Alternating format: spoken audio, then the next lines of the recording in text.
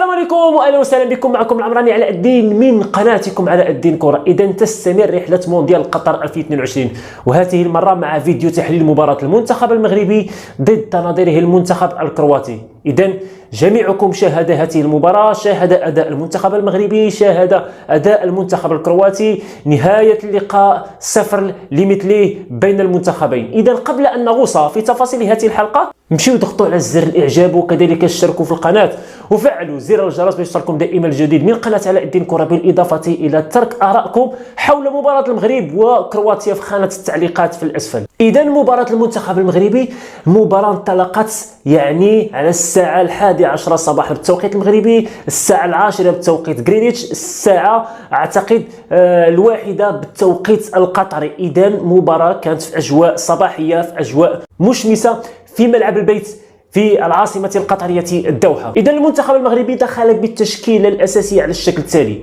في حراسة المرمى ياسين بونو، الظهير الأيمن أشرف حكيمي، الظهير الأيسر نصير مزراوي، قلبي الدفاع كل نايف أكراد ورومان سيس، ولاعبي خط الوسط لاعب خط الارتكاز سفيان برابط، كذلك سليم أملاح وعز الدين أناحي. في خط الهجوم حكيم زياش، سفيان بوفال، وكرأس حربة يعني يوسف النصيري. هذه هي التشكيلة التي دخل بها المنتخب المغربي. بينما المنتخب الكرواتي دخل بالتشكيلة الأساسية الآتية: في حراسة المرمى دومينيك ليفاكوفيتش، جوزيف يورانوفيتش، ديان لوفران، جوزكوش فارودي، بورنا سوسا، ماتيو كوفازيتش، مارسيلو بروزوفيتش، نيكولا فيازيتش، اندريج كراماتيتش، وإيفيان بيريتيتش، والقائد لوكا مودريتش. إذا انطلقت المباراة بضغط كبير من المنتخب الكرواتي، تراجع للمنتخب المغربي في الخلف. اذا هجمات كانت بين المنتخب المغربي تارة وتارة المنتخب الكرواتي، لكن المنتخب الكرواتي سيطر على المباراة سواء على مستوى الشوط الاول على مستوى الشوط الثاني. من مستوى الشوط الاول المنتخب المغربي ولا المنتخب الكرواتي لعبوا بحذر كبير.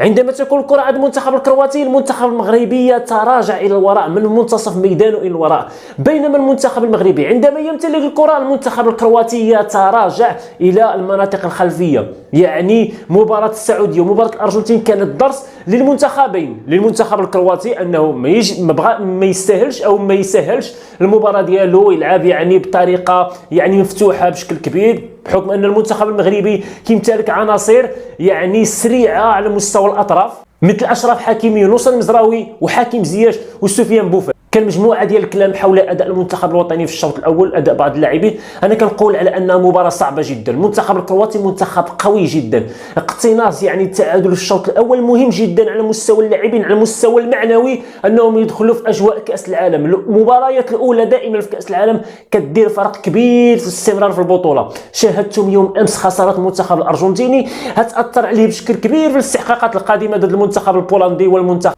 المكسيكي. ولاحظتوا على ان المنتخب المغربي مضغوط في بعض اللحظات، خصوصا في نهايه الشوط الاول على المنتخب الكرواتي.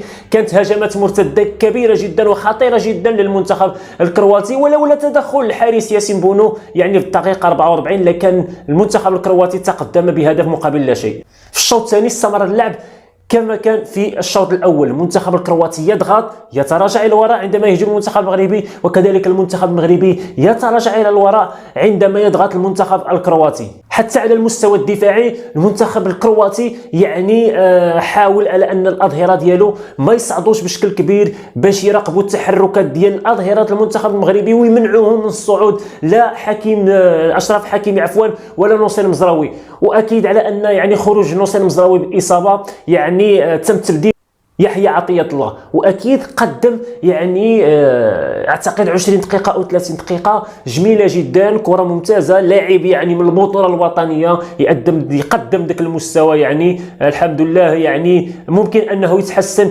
ويزيد يقدم مستويات كبيره.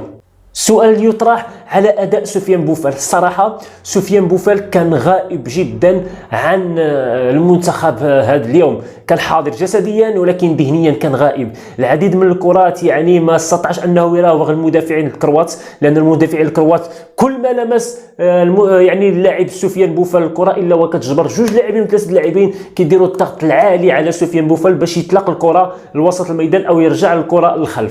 يوسف نصيري كان كيدير ضغط على المستوى يعني الدفاعي وقلبي الدفاع للمنتخب الكرواتي في بعض الاحيان. احدى الكرات يعني فلتها براسيه لم يستطع ان يصل اليها. عز الدين أناحي على المستوى المهاري لاعب متميز، لكن في هذه المباراه ما استطاعش انه يقدم ذاك المستوى باعتبار انه يواجه احد اخطر خط وسط على مستوى العالم بقياده لوكا مودريتش. يعني التغييرات اللي قام بها وليد الركراكي اعتقد على انها تغييرات منطقيه، خروج اللاعب أناحي ودخول اللاعب صابري، خروج اللاعب سفيان بوفال، دخول اللاعب الزلزولي، خروج سفيان او يوسف نصيري ودخول حمد الله. اذا حمد الله لعب 10 دقائق. في الفتره اللي لعب فيها حمد الله المنتخب الوطني المغربي مسك الكره اعتقد 3 دقائق، وبالتالي صعيب على ان لاعب يقدم لك واحد الاضافه في 3 دقائق ملي كتكون ممتلك الكره، وبالتالي حمد الله ما تعطاتش الوقت الكافي. اذا ممكن اننا نشوفوا حمد الله في دقائق اكثر في المباريات القادمه للمنتخب المغربي، سواء ضد المنتخب البلجيكي او ضد المنتخب الكندي. عبد الصمد الزلزولي كرتين مرتدتين الصراحه ما عرفش يتعامل معهم بشكل مثالي. لو كان عبد الصمد الزلزولي تعامل مع المرتدات اللي جاتو في الدقائق الاخيره كنا ممكن نشكلوا خطوره كبيره للمنتخب الكرواتي، ولما لا نسجلوا هدف في الدقائق الاخيره ونسرقوا 3 نقاط كبيره جدا ومهمه جدا يعني امام المنتخب الكرواتي. خلاصه القول ان المباراه كانت صعبه جدا، كانت صعبه على وليد الركراكي، صعبه على اللاعبين للدخول في اجواء المونديال. 0-0 اعتقد على ان النتيجه ايجابيه ونتيجه احسن من الخساره. اذا 0 للفريقين يعني تعطي اضافه معنويه للمنتخب المغربي في باقي المباريات. يعني ما كاين حتى شي حاجه ما تسالات، باقي المباراتين ضد المنتخب البلجيكي وضد المنتخب الكندي ممكن ان المنتخب المغربي يحقق فيهم نتائج ايجابيه. اذا هذه هي خلاصة مباراة اليوم بين المغرب وكرواتيا. نتمنى ان شاء الله الرحمن الرحيم اننا نحققوا نتائج متميزة سواء ضد المنتخب البلجيكي، لما لا ننتصروا عليه، لما لا نحققوا تعادل، ويفتح لنا كذلك امل اننا نفوزوا على المنتخب الكندي ونتأهلوا للدور الثاني ب5 نقاط. قبل نهاية هذه الحلقة ما تنسوش الضغط على زر الاعجاب وكذلك تشتركوا في القناة وتفعلوا زر الجرس باش يوصلكم دائما الجديد قناة علاء الدين كرة. تحية.